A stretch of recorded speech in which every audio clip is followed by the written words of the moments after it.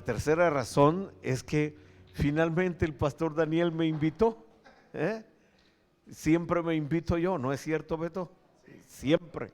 Y ahora me llamó y me invitó y me dice, oiga, quiero que venga en el comienzo del año. Le digo, ¿en serio me estás invitando? Me dice, sí, lo estoy invitando. Qué bueno que por primera vez no me invito, le dije.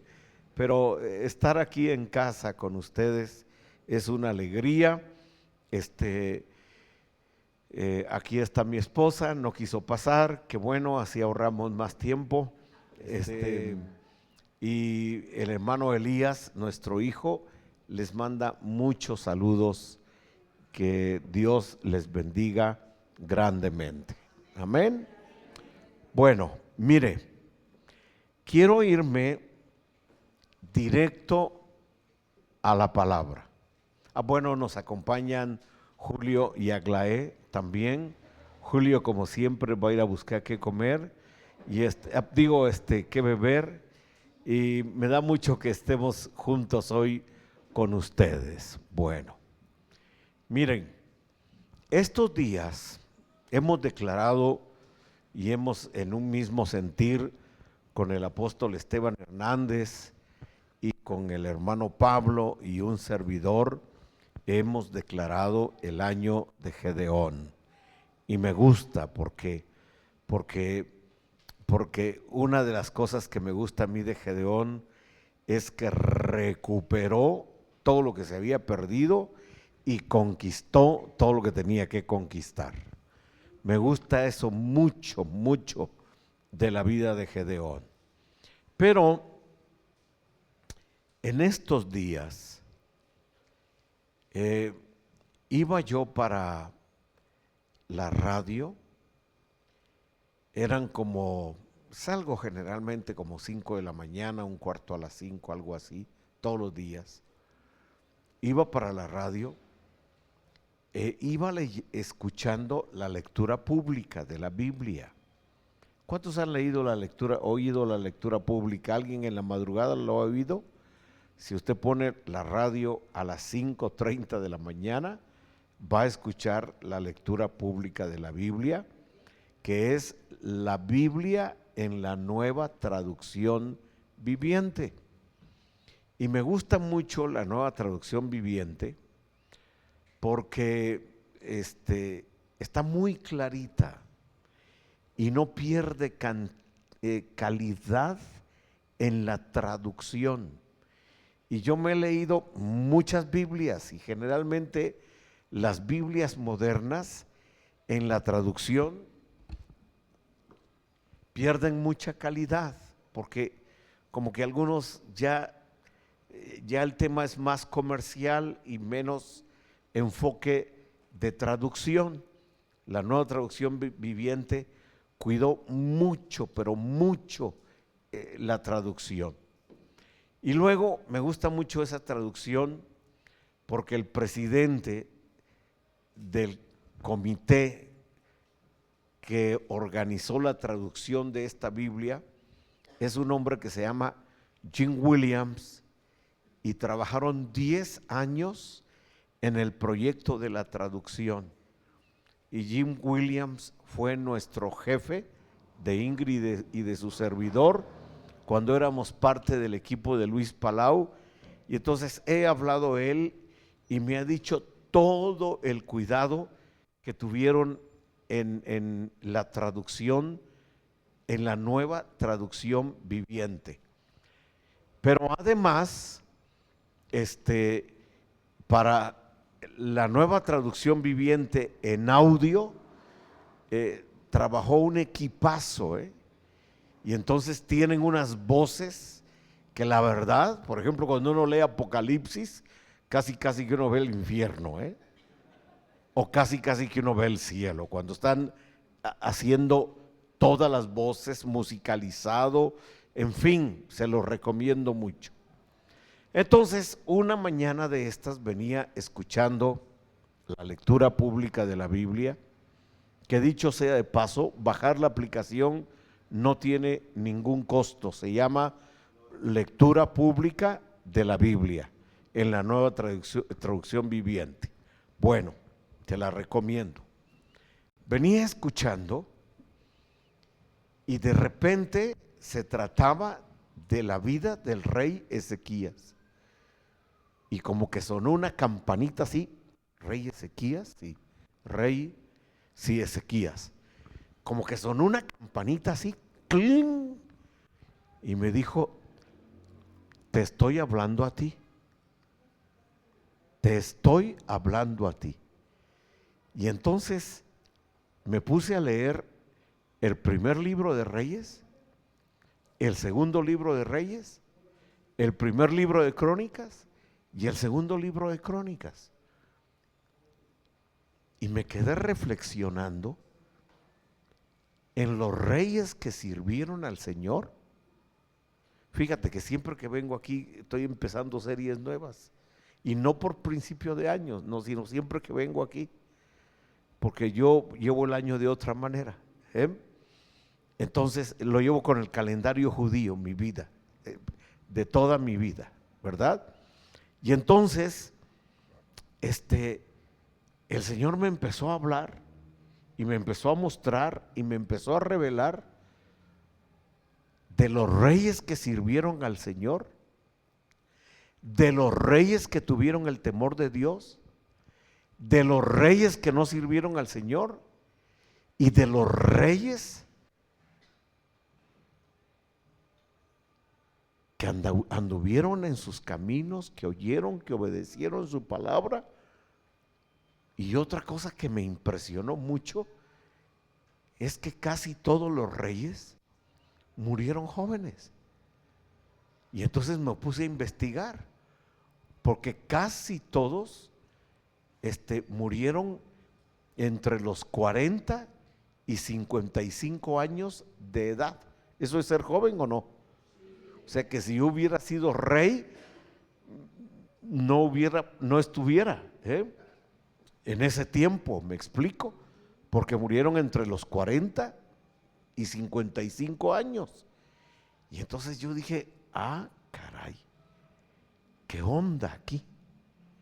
Y bueno, empecé a investigar que la vida en esos años, después de que Matusalén, por ejemplo, vivió 960 años, ¿no? O que Abraham vivió más de 300 años, o Moisés vivió más de 300 años. En el caso de los reyes, cambiaron las generaciones y la gente moría más joven. Y en la época de Jesús, hermanos, ¿les interesa el tema o no? Interesante, ¿verdad? Porque voy a llegar a cuando le toca morirse a usted. Y en la época de Jesús, fíjense que la gente generalmente moría a los 40 años. En la época de Jesús, a los 40 años. ¿Cuántos tienen más de 40 años? Levanten la mano. No, pues ya la libraron, Aglaé tiene 36. Ajá. Y Julio 38. Y Julio 25. Pero mira, empecé a analizar y empecé a visualizar cómo vivieron la vida. ¿Me das una sillita, por favor? Porque esto se los quiero platicar así como más tranquilo. Muchas gracias. ¿Están conmigo o no? Ahora, en nuestros tiempos, todo cambió. Aquí estoy bien, aquí estoy perfecto. Bueno, tráeme esa, es más grande, ¿no? Pero, está bien, muy bien. En nuestros tiempos, muchas gracias, hermano, te agradezco muchísimo. Aquí mira donde tengo la Biblia. En nuestros tiempos todo cambió, porque ahora vivimos más años. Generalmente la gente, el promedio de vida es 70 años. ¿Alguien aquí tiene 70 años? Más de 70 para arriba, levanten la mano. 1, 2, 3, no, pues ya están robando aire. No es cierto, hermano, es broma lo que estoy diciendo. O sea, es una buena vida. ¿Me escucharon o no? Porque ya llegaron a los 70 y si llegan a los 80 son unos campeones. Y si llegan a los 90, no hombre, son goleadores como Messi. Ayer murió un hermano de 103 años. 103, bueno, 102 años. El hermano Wayne Myers murió el día de ayer. 102 años. Lo cual significa que en este tiempo hay la posibilidad de llegar a los 100 años. ¿Verdad? Pero todo depende, fíjense. Todo depende. Porque ¿de qué le sirve vivir tantos años sin propósito de vida?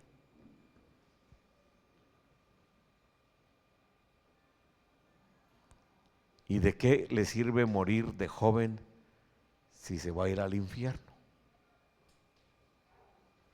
En todo eso me quedé pensando.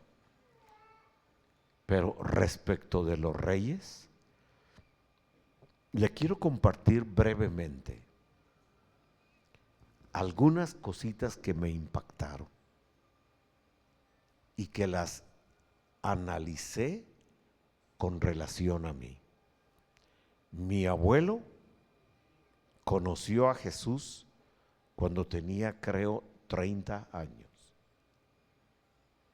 y le sirvió durante 62 años.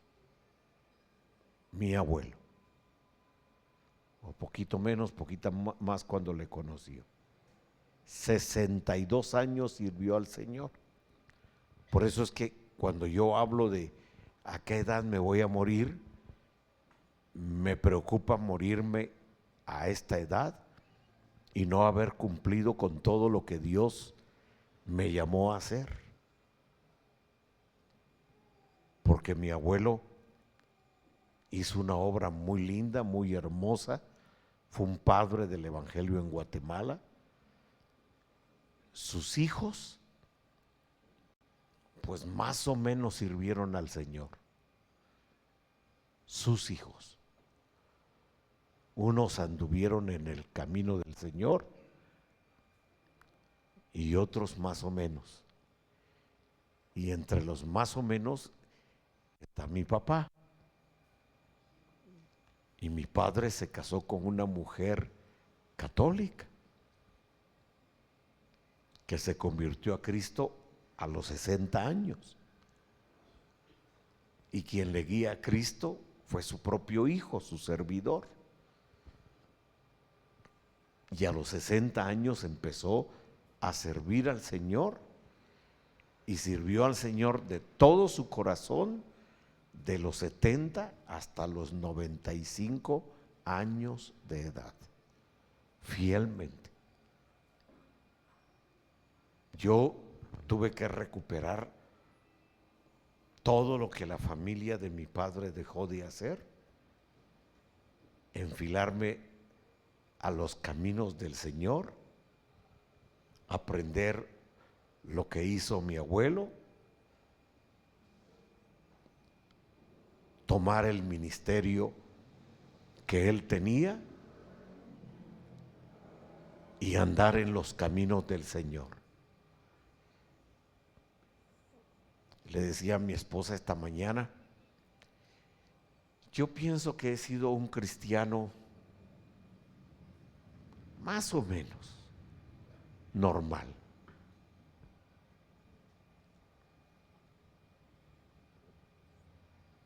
Que le he servido al Señor con todo mi corazón. Pero no estoy satisfecho de lo que he hecho y espero que en estos años que me quedan por delante, ¿a qué edad yo me quisiera ir al cielo? ¿Quieres saber?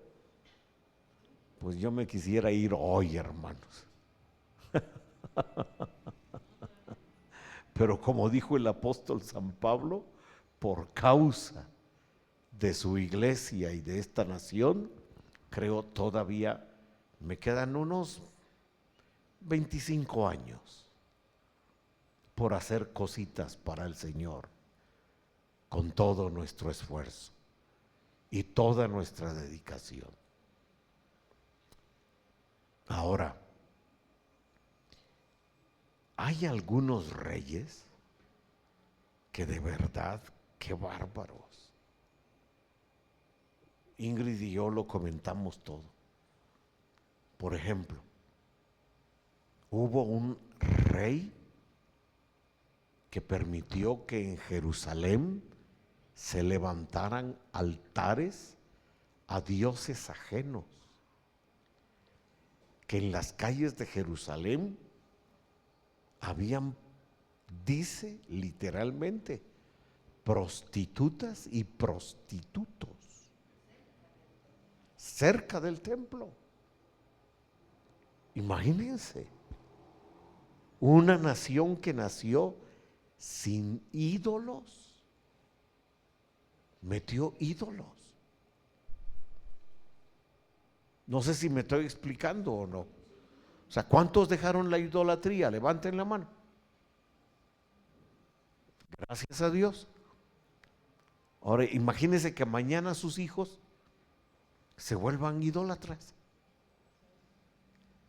y metan ídolos a su casa. ¿Qué haría usted?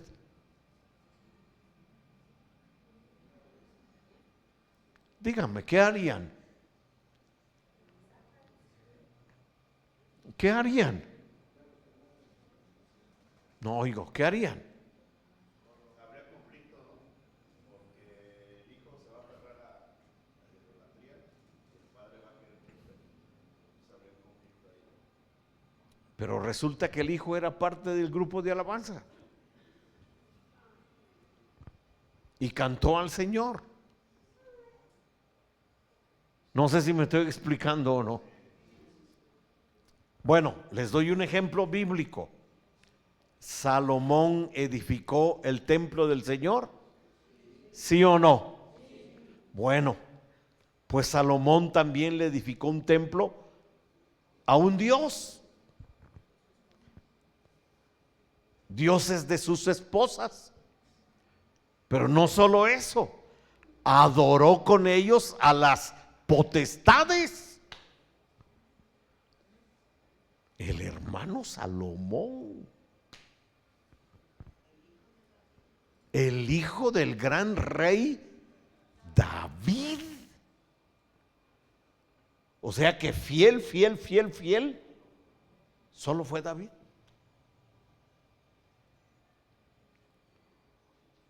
Y de David para adelante, unos se portaban bien y otros se portaban mal.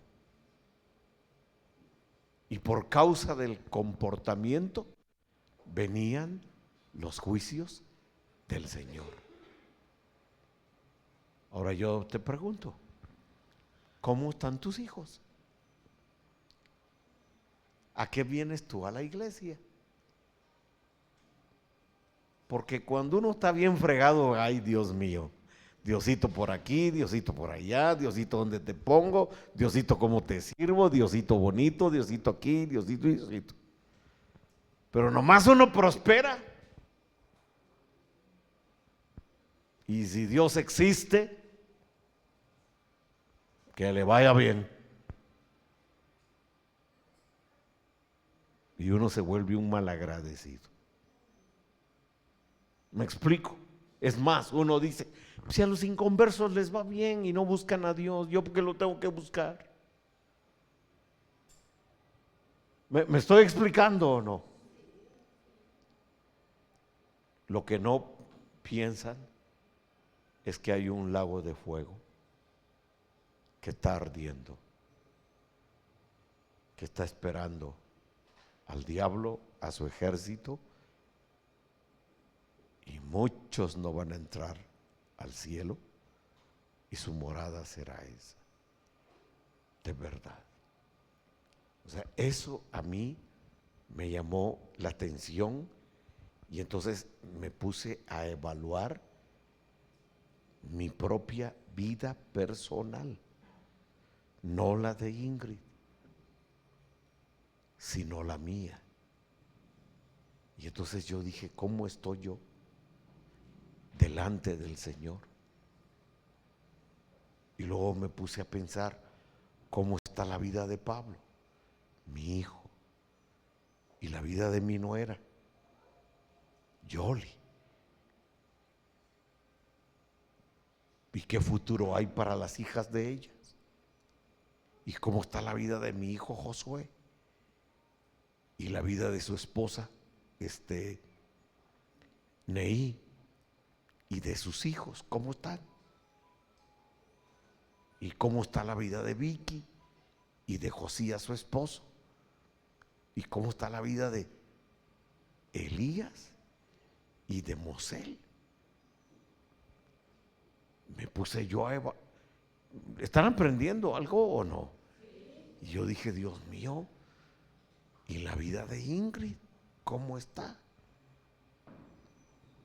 Y llegué a la conclusión y dije, por tu misericordia, Dios, los 14 estamos en tus caminos. Y en diciembre nos fuimos a sentar con mis hermanos y mis sobrinos y los hijos de mis sobrinos.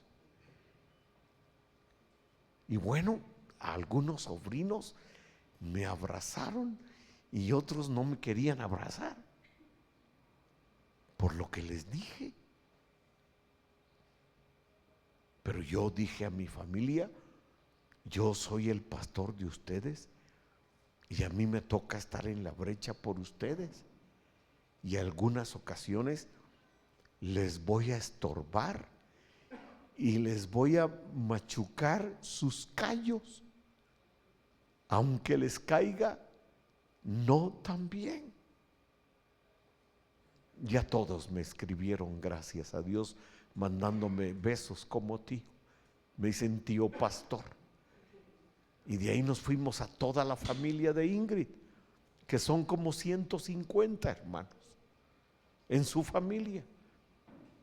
Y oiga, estuve tan feliz de ver a la familia de Ingrid, que toda su familia está en el camino del Señor y que no puede uno hacer compromisos con ellos todos los días, porque unos son empresarios, otros son grandes profesionales, otros trabajan en el gobierno, en fin, tanto de la familia de ella como de mi familia, todos exitosos.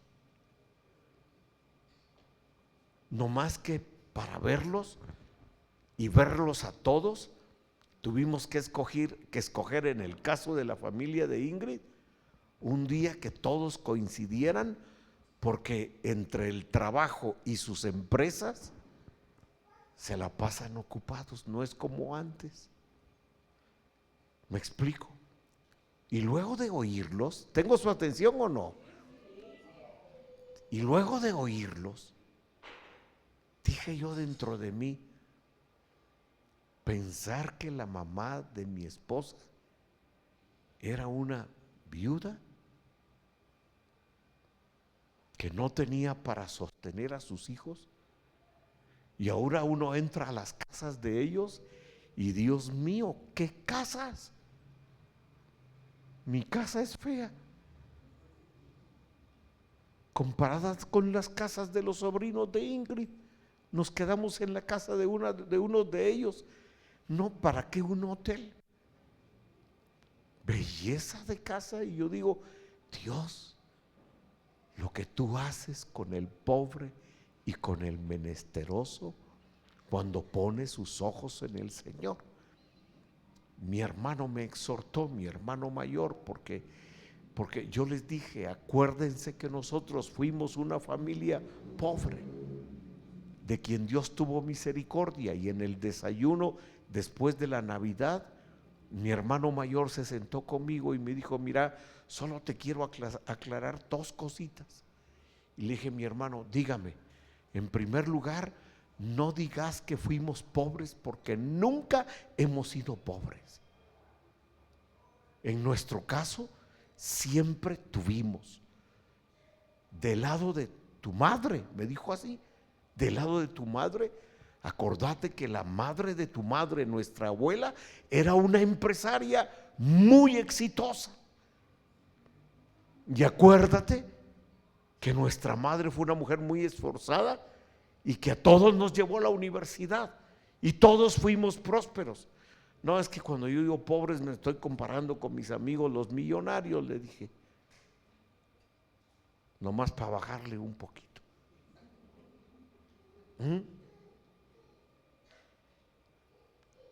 Entonces, hermanos, cuidado.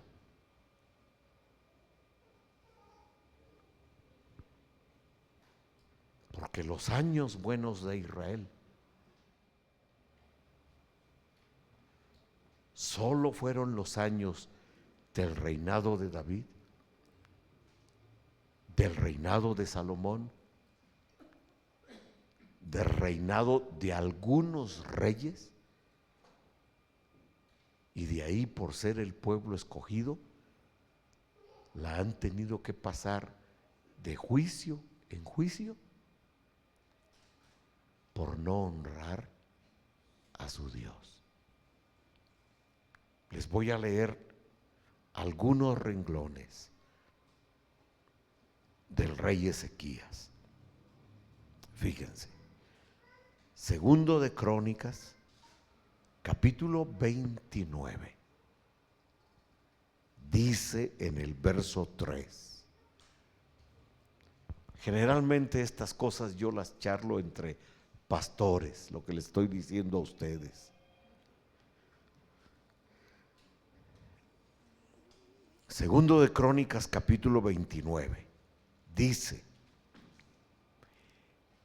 Ezequías, en el primer mes del primer año de su reinado, Ezequías reabrió las puertas del templo del Señor y las reparó. ¿Cuándo lo hizo? ¿Cuándo lo hizo? No oigo, ¿cuándo lo hizo? En el primer mes del primer año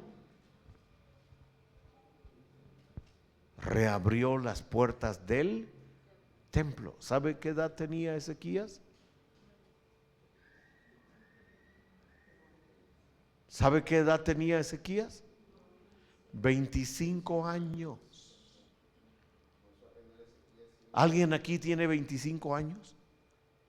¿O está en ese promedio? ¿Qué edad tienes tú? 27 años.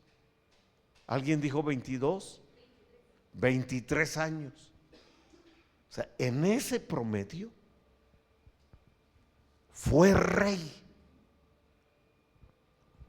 Y lo primero que hizo en el primer año, en el primer mes, lo primero que hizo, en vez de irse a su oficina y arreglar los asuntos de la administración del reino, lo primero que hizo fue volverse al Señor.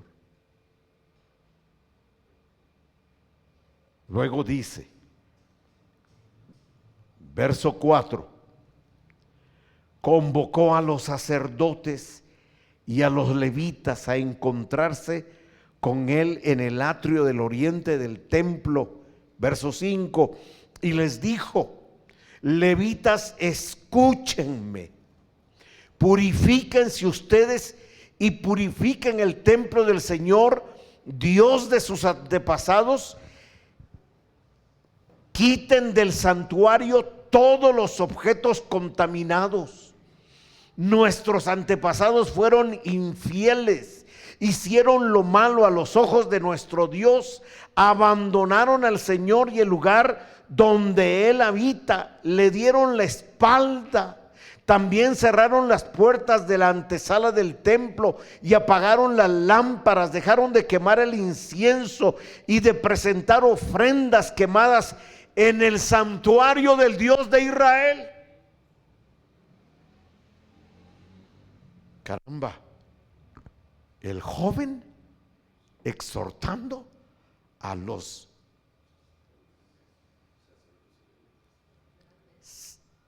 sacerdotes mayores que él. Generalmente un sacerdote estaba entre los 30 años para arriba, 50 años para arriba. Pues el muchacho de 25 exhortando a que se vuelvan al Señor. Eso se me imagina a mi hijo Pablo, de verdad.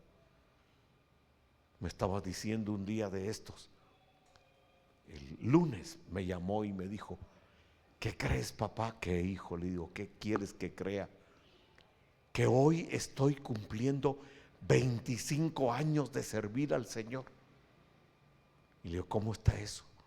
Pues yo empecé a servir a los 12 años. Y ayer me dijo, que fue el domingo recién pasado, hace 8 días, cumplí 37 años. Tengo 25 años, papá, en el servicio del Señor. Y sí, Pablo habla como un apóstol ya, no lo es, pero exhorta de esa manera. Y yo lo respaldo, porque agrada al Señor lo que está haciendo. Eso estaba haciendo el rey. Fíjense, leamos un poquito más. Me voy a saltar. Versículo 9. Debido a eso nuestros padres murieron en batalla y nuestros hijos, hijas y esposas fueron capturados. Verso 10. Pero ahora haré un pacto con el Señor, Dios de Israel, para que su ira feroz se aparte de nosotros. O sea, Ezequías no quiere. ¿Tengo su atención o no? Ezequías no quería que la ira de Dios durante su reinado viniera sobre Israel, sobre Judá básicamente, porque ahí el reino ya se había dividido. Y entonces Ezequías dice: yo haré un pacto con mi Dios.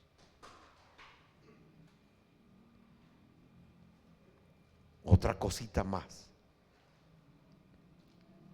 Versículo 11. ¿Lo están leyendo? ¿Sí lo están leyendo? Mire lo que dice Segundo de Crónicas 29:11. Mire lo que dice. ¿Alguien lo puede leer en voz alta, por favor? El versículo 11. Hijos míos, no os engañéis ahora, porque Jehová os ha escogido a vosotros para que estéis delante de él y le sirváis y seáis sus ministros y le queméis incienso. ¿Cómo les dice? Hombre, ahí sí se manda Ezequías, El muchacho de 25 años le dice a los sacerdotes: hijos míos. ¿Qué denota eso? Que el rey era un hombre con prioridad en los asuntos espirituales. Dios era su prioridad.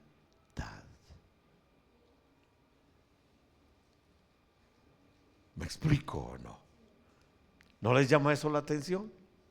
Vaya. Ahora vengan conmigo, por favor, rápidamente, al segundo libro de Reyes. Segundo libro de Reyes.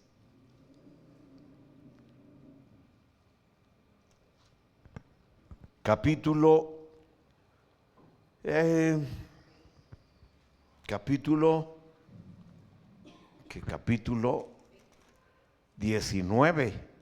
19. No, tiene razón mi esposa, capítulo 20. Segundo de Reyes, capítulo 20. ¿Ya está ahí? Segundo de Reyes, ponlo ahí por favor en la pantalla, gracias. Capítulo 20, gracias. Por ese tiempo Ezequías se enfermó gravemente y el profeta Isaías, ¿qué profeta? O sea, ¿era cualquier profeta Isaías? No, era Isaías, el gran profeta. El profeta Isaías, hijo de Amós, fue a visitarlo. Le dio al rey el siguiente mensaje: esto dice el Señor: pon tus asuntos en orden, porque vas a morir. No te recuperarás de esta enfermedad. ¿Qué tal? Que viniera yo y dijera: Ismael, conocen a Ismael, ¿no? Ismael es mi amigo de toda la vida. Ismael, ¿qué edad tienes, Ismael? 37, pues sí. Ismael, como a esa edad le tocó a Ezequías. Dice el Señor: pon tus asuntos en orden, porque tienes partido de fútbol mañana en el cielo. ¿Qué dirías?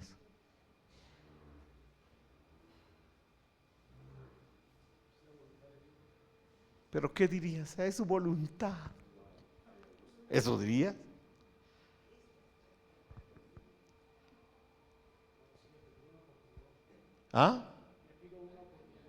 Le pides una oportunidad. Qué sincero es. ¿Tú qué dirías, hermana Silvia?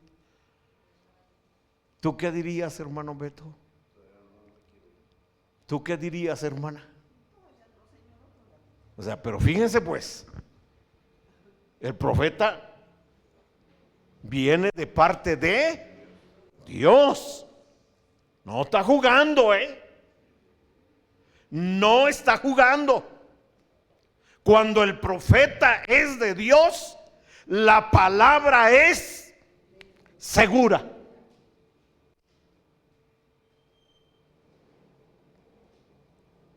Tremendo. Hasta ahí llegó. En ese momento, tengo su atención, ¿verdad? En ese momento, Ezequías tenía 39 años de edad, completitos. 39, es que morían jóvenes. 39 años. Y seguimos leyendo. Mire lo que dice. Cuando Ezequías oyó el mensaje, yo me imagino que le da la mano y le dice: muchas bendiciones, hermano, que Dios te bendiga. Y el profeta: 1, 2, 3, 4, 5, 6, 7, 8, 9, 10. Se va. Y también Ezequías se va a ir al cielo. Y el profeta se fue. Y entonces dice que Ezequías oyó el mensaje, volvió su rostro hacia la pared. ¿Cuántos han recibido noticias así difíciles y han vuelto su rostro hacia la pared alguna vez en la vida? Volvió su rostro hacia la pared y oró al Señor y le dice: acuérdate, oh Señor, que siempre ¿qué? ¿Y eso es verdad o es mentira? Estamos hablando de Ezequías. ¿Y eso es verdad o es mentira? Hermanos, ¿es verdad o es mentira? Bueno, Crónicas dice que es verdad. Porque Dios no oye todas las oraciones ni está obligado a oírle a todo el mundo.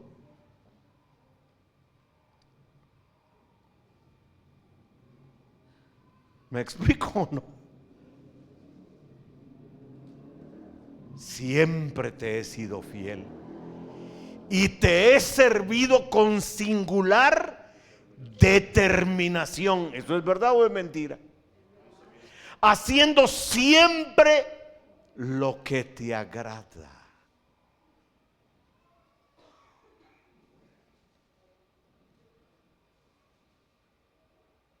Y el rey se echó a llorar amargamente. Yo creo que si estuviera Ezequías entre nosotros diría: no, de verdad yo le hablé de corazón al Señor y le dije: ¿sabes qué, Padre? Yo pienso que tú todavía me necesitas aquí en Jerusalén, porque los hermanos no se portan tan bien y yo estoy tratando de ayudarles a enderezar sus caminos. Tú me necesitas.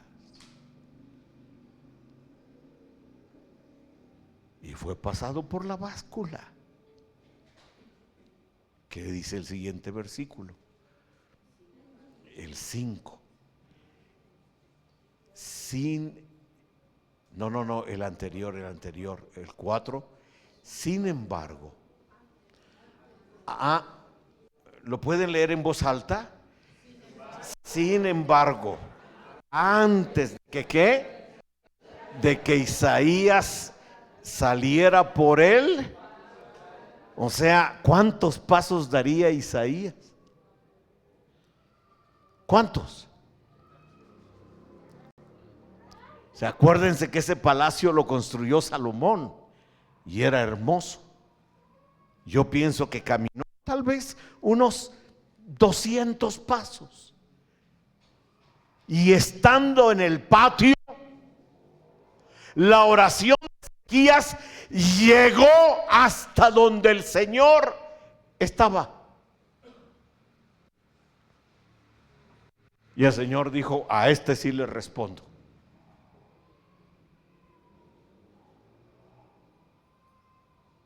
A este le escucho.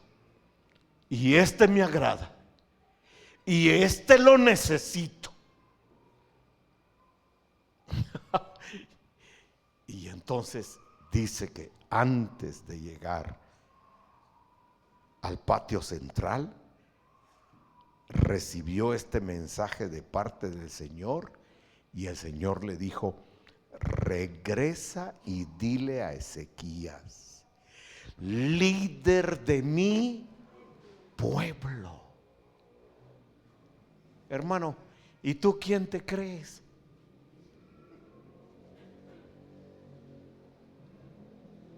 A ver, pues dime, ¿quién te crees tú? ¿Quién te crees?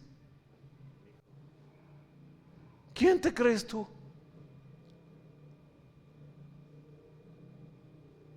¿Puedes hacer tú que Dios le hable al profeta y le diga que va a hacer un milagro en tu vida y que el profeta se regrese?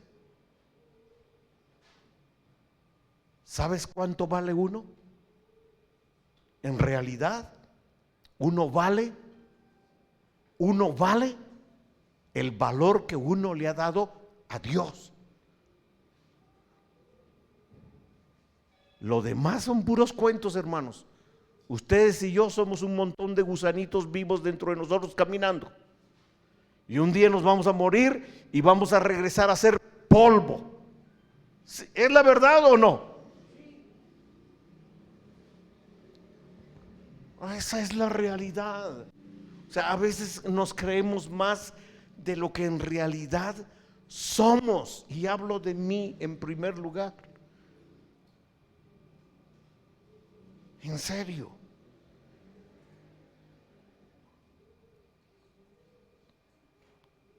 Ezequías dice: el Señor Dios de tu antepasado David. Fíjese, citó a David. He oído tu oración he visto tus lágrimas, voy a sanarte, y en 3 días te levantarás de la cama e irás al templo del Señor. Te añadiré 15 años más de vida y te rescataré del rey de Asiria junto con esta ciudad. Defenderé esta ciudad por mi propia honra y por amor a mi siervo David. O sea, el Señor escuchó el clamor de Ezequías, porque Ezequías para Dios valía mucho. Y en ese tiempo Jerusalén, a los ojos de los hombres, no valía tanto. ¿Me explico, sí o no? Oh, esto es impresionante, hermanos. Bueno, ya Isaías dice que preparen una torta como de higo para ponerla. Y Dios lo sanó. No voy a ir a más por el tiempo. Dios lo sanó. Y entonces yo reflexioné hacia mí.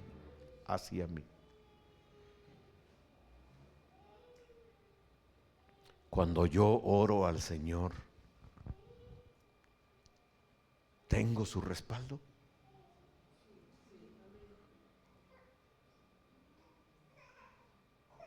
Cuando tú oras al Señor, ¿Él te escucha?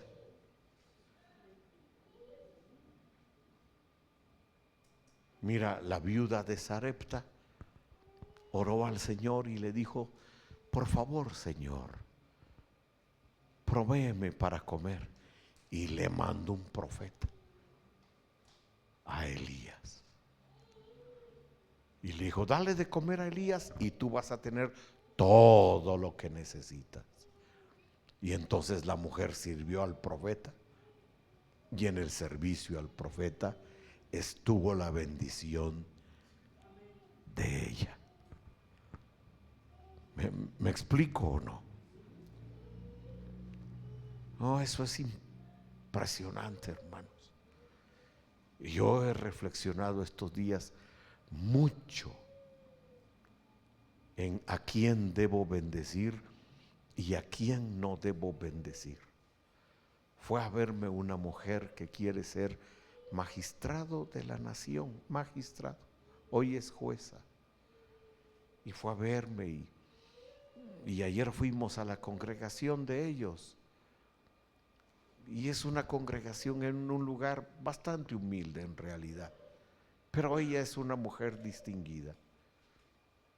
Y oramos al Señor y yo me acerqué a ella y la bendije y le dije: mira, no sé cómo va a ser el asunto, pero tú vas a ser magistrada en el nombre del Señor. Y levanté mi mano y la bendije.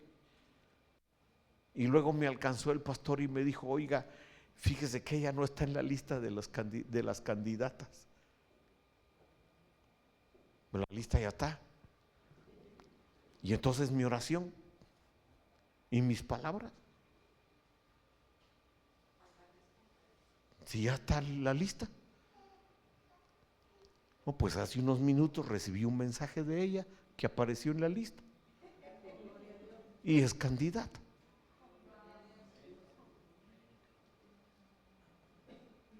Entonces, ¿qué es la exhortación para mí? Cuidado dónde levantas tus manos, porque has llegado a la madurez y lo que tú bendigas yo lo voy a bendecir. Entonces ahora pido a Dios sabiduría. ¿Para qué bendecir y qué no bendecir? Y Daniel, el pastor de esta iglesia, me dijo: oiga, usted siempre en el principio del año nos bendice.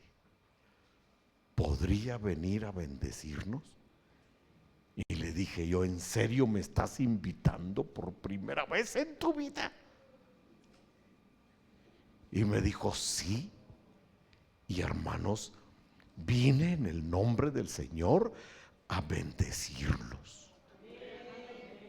Porque ustedes han sido una iglesia que han oído la voz del Señor, que han sido humildes en su presencia, que se han humillado delante de Él, y que Dios ha provisto para ustedes de pastores santos.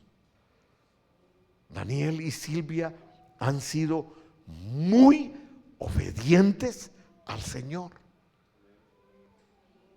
No sé cómo son en su vida privada, pero delante del Señor no hay una sola queja. Respecto de ellos no hay una sola queja. Dios los tiene en alta estima. Y lo que Dios tiene en alta estima, yo deseo bendecirlo. ¿Me estoy explicando o no? Así que vengo como un apóstol de Jesucristo y como un padre de esta casa apostólico a bendecirlos en el nombre del Señor. Para ustedes seguirá siendo una temporada linda. Yo conocí a muchos de ustedes en el principio que no tenían para muchas cosas, pero compraban las bolsitas de dulces para apoyar la radio, que compraban las cositas para la semana de la cosecha de la marcha para Jesús. Se esforzaban por ser la iglesia con la mayor ofrenda. ¿Se recuerdan o no? ¿Se recuerdan o no? ¿Se recuerdan de eso o no se recuerdan? ¿Y ustedes creen que Dios se olvidó?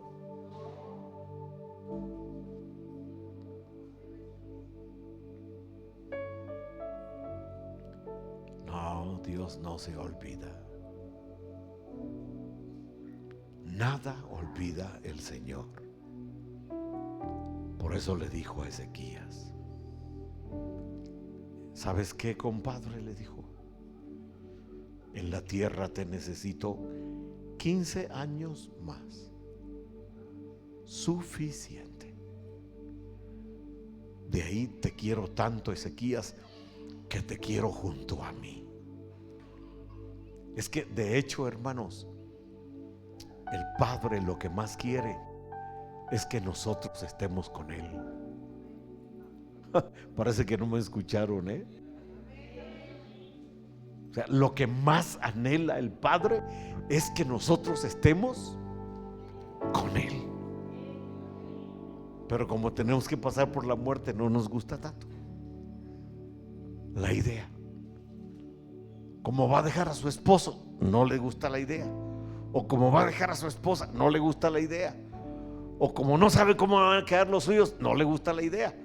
Por eso mantenga sus cosas bien arregladas. ¿Me están escuchando? Si yo me voy al cielo hoy, todo está bien. Ya mi sucesor ya es mi jefe ahora. Y yo estoy bien feliz, porque esa es la voluntad del Señor. Ahora yo tengo otros trabajos que hacer para la gloria de su nombre. ¿Me explico?